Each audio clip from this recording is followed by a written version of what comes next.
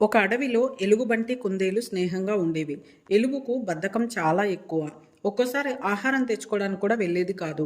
అలాగే పస్తులుండేది. కానీ కుందేలు మాత్రం చాలా చలాకీగా అడవి అంతా తిరుగుతూ ఉండేది. దానికి కావలసిన ఆహారాన్ని అదే తెచ్చుకునేది. ఎలుగు అలా బద్ధకంగా ఉండటం కుందేలుకు అస్సలు నచ్చేది కాదు. మిత్రమా, నువ్వు అలా బద్ధకంగా ఉండకు. అది నీ ఆరోగ్యానికి మంచిది కాదు. అటు ఇటు తిరుగుతూ ఉంటేనే బాగుంటావు అని చెప్తుండేది. కానీ ఎలుగుబంటి అస్సలు వినిపించుకునేది కాదు.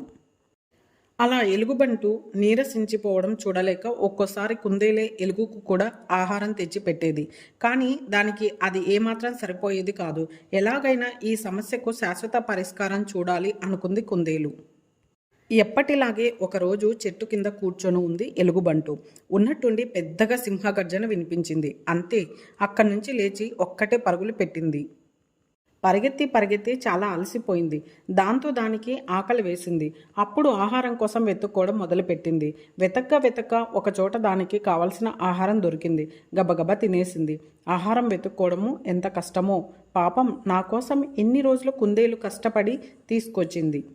ఇక నుంచి నా ఆహారం నేనే వెతుక్కుంటాను అనుకుంది ఎలుగుబంటి.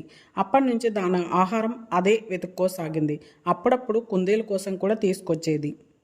మిత్రుడిలో మార్పు కోసం సింహంతో కలిసి వేసిన ప్లాన్ ఫలించినందుకు కుందేలు చాలా సంతోషించింది.